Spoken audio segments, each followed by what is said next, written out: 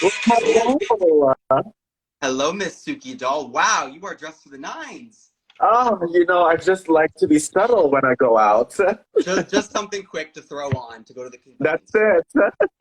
How you darling? I'm doing amazing. I'm doing amazing. I'm so intrigued by this wig. It's so gorgeous. I was watching your stories earlier, and you looked gorgeous last night doing your performances, all your reveals. It was amazing. I mean, it's the same makeup. I still haven't removed it. So, you Beautiful. We know, love that. Makeup that never comes off. that's it. We sleep like that. We wake up like that. It's drag is full time. It's an Olympic. So I have to ask, how are you feeling now that the episode has aired? It's out in the open. Everyone has seen it. How are you feeling? Oh my God, I'm just feeling so resolved. That's the word, resolved. You know what? I came in with a strong decision. I stuck with it. I committed, and I feel fine. You know what I mean? Is it the best Nash game I gave? Maybe not, but absolutely like. If I didn't do Yoko Ono, I would have regretted it. So might as well do it, commit to it, and just like live your fantasy. And if you can't live the fantasy with others, well, live it by yourself.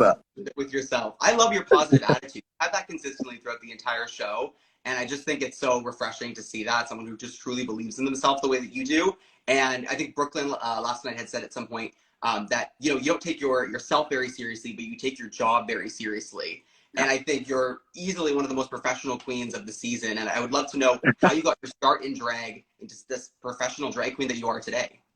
Well, you know what? I think it's a mix of my corporate side because, I work in the fashion industry and I've worked for almost a decade. And I started at the same time as my drag. It's been 8 years.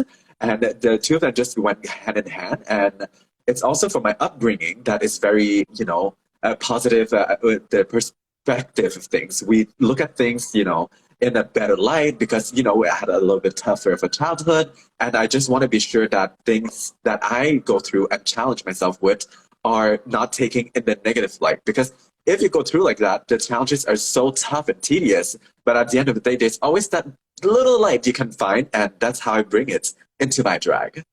Did you get some of that resilience? I know I did read online that you grew up in quite a large family, a family of eight.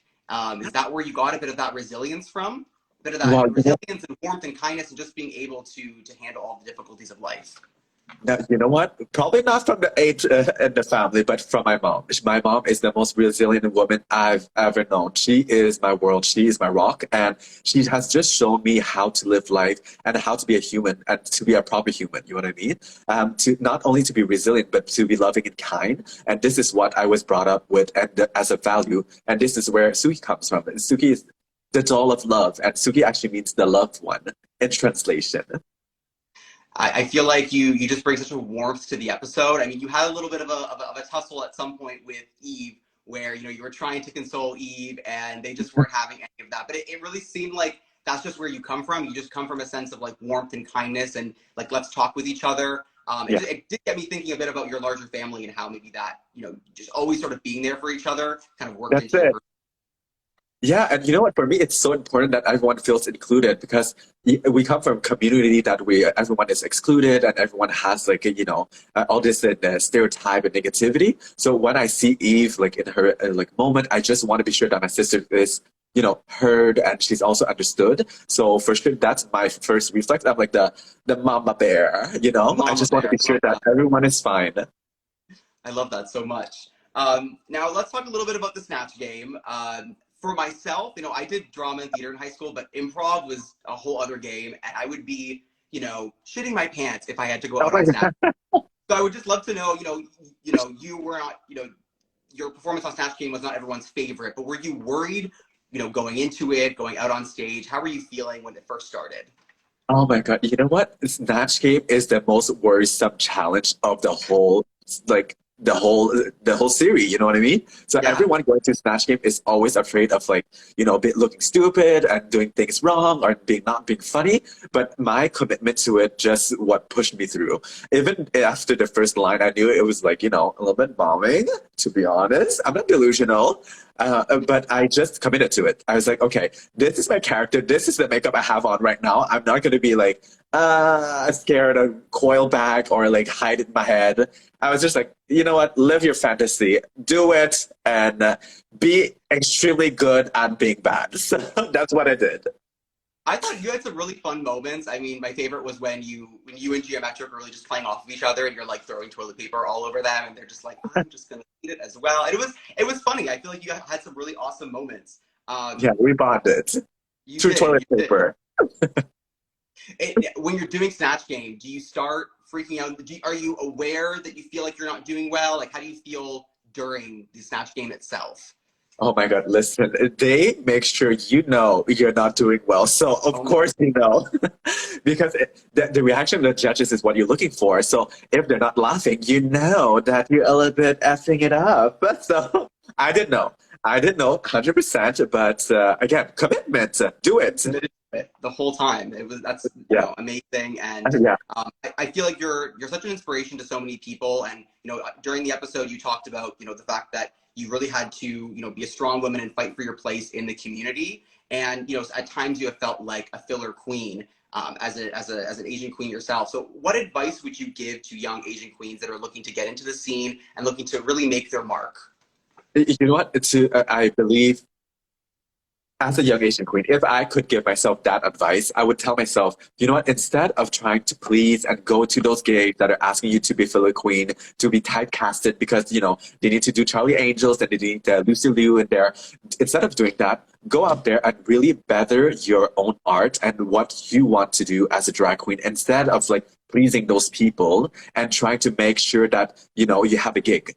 Because at first I was like, okay, I'm new in here, I want to be sure. But that's where I took a step back in my own art form. And that's when I lost a little bit of my art. So when I decided to do just Suki and not those typecasts and doing the gigs that they just want me for a filler, that's when I evolved. That's when I really bloomed. And that's where I am today. So that's the best advice. Just do you. And of course, find your drag. Don't do the typecast.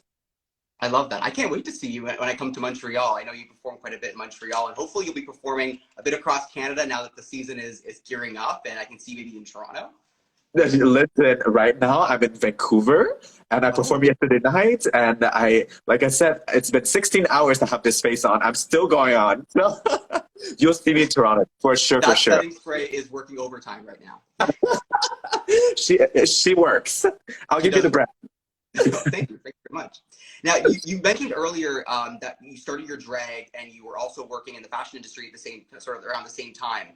And Yeah. I saw recently you started to launch a luxury merch brand. So talk to me about that because I think that's so unique for a drag queen. I don't think I've seen any other drag queen do that before. No, I think I'm one of the first Rue girls to do this. So basically, my luxury merch line is something that is created, designed, and made in Montreal. So it's made in my atelier in Montreal, and it is designed and made by me. So what I'm trying to do, that it's a little bit different. So we call it a circular design. So I want to be sure that I'm using dead stock and not creating new demand and creating the waste for the landfills. So I'm using that as the first initiative, and I'm also decided this year I'm giving 5% to Egal Canada, which is a LGBTQIA plus organization that helps people like us in the community. So I want to be sure that this line reflects my philosophy in life and also reflects what I want to project. So right now we have bags that's being sold and also animal accessories for dogs and things like that.